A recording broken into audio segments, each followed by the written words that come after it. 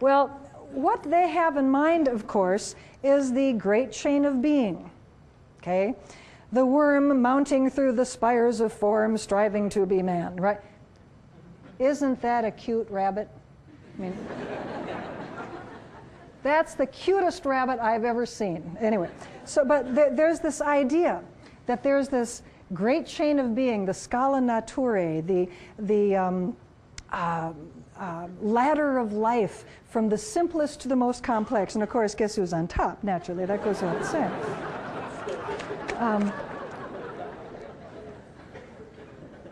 That's my governor that you're speaking. But it's not my fault. Okay, this is all wrong, okay? Their claim about what evolutionists expect, they claim evolutionary biologists expect the molecular evidence to show that amphibians are closer to fish than they are to the tetrapods. Wrong. This is the real story. Okay, do you see where the tuna is? That's fish. Okay, do you see where this arrow is? That is the common ancestral point of all the land vertebrates, right? All the tetrapods, all the land vertebrates branched off from the general chordate line there. Notice fish branched off earlier. What this means is the molecular evidence show exactly what we real evolutionary biologists say it should show. It shows that fish are equally distant from all the land vertebrates because that's exactly what we expect. No, I'm sorry, I was put the wrong way. This is what the data show, and it's not because we expect it, it's because that's what the data show, okay? Didn't want to leave anybody with the wrong impression here. But, you know, pandas and people just completely misstates the evolutionary biology position. And it's the sort of thing that does make evolutionary biologists tear their hair. There is no expectation in evolutionary biology for amphibians to be more closely related to fish than to the other tetrapods. We are all of us land vertebrates are equally related to fish. Now, the Pandas and People book is dead wrong in a lot of ways, but it's exactly the same. It's wrong in exactly the same way as the creation science claims are wrong. And in fact, it repeats a lot of the creation science positions in its book. In the Kitzmiller versus Dover trial that concluded a month or so ago, Pandas and People was one of the books, as I mentioned, that the school board wanted the students to be taught. Eventually they had to back down and said, well, we'll just put them in the library and the students can use them for research. They bought 60 copies. That's kind of more than you really need in the library, right? The intent was for these books to be used in the classroom, but they had to back down. Very interesting thing happened in NCSE's archives. We had a number of letters to supporters of the Foundation for Thought and Ethics dating back to the mid to early 80s, where they were sending out letters kind of like that Students for Origins research article.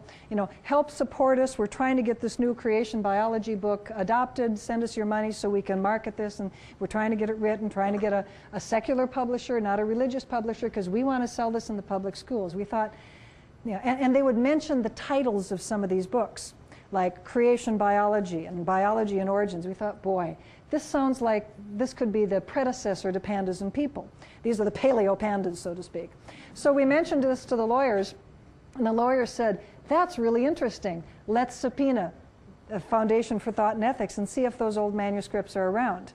And of course, FTE just about died when that happened, and they immediately tried to get an injunction to, you know, keep the subpoena from going through, but the judge said, nope, you got to cough up those manuscripts, and they did.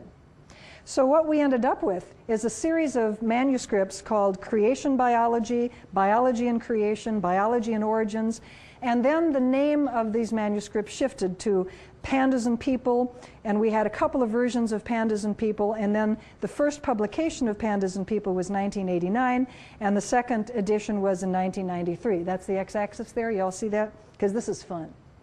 This is fun. When we got those manuscripts, we scanned them, did some word searches on them, and we found a very interesting pattern.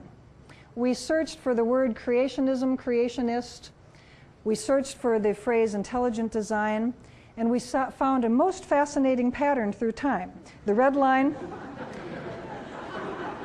is the number of times that the phrase creationism occurred, and the blue line is the number of times that the phrase intelligent design occurred. And they cross in 1987, which those of you who were paying attention earlier in the lecture will remember is the date of Edwards versus Aguillard striking down creation science.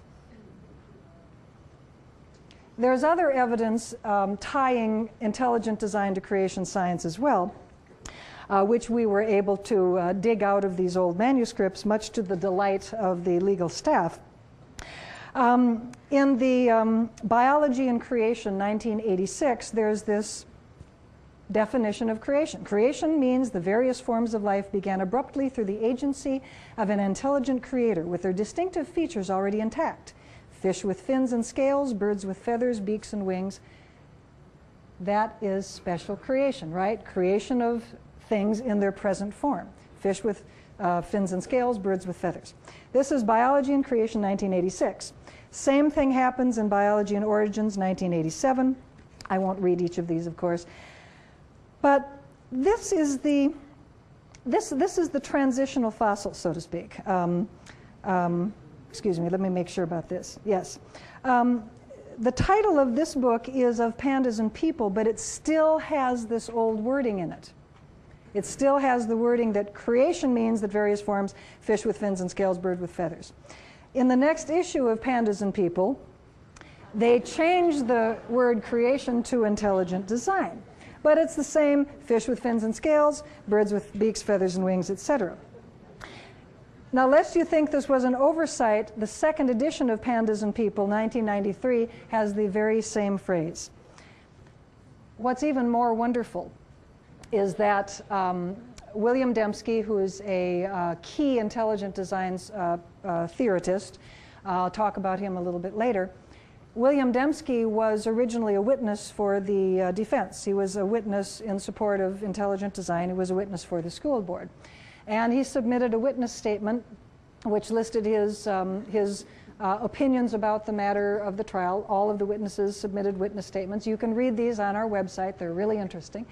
And in his witness statement, he mentioned, with some pride, that he was the editor of the third edition of Pandas and People, which was going to be called The Design of Life.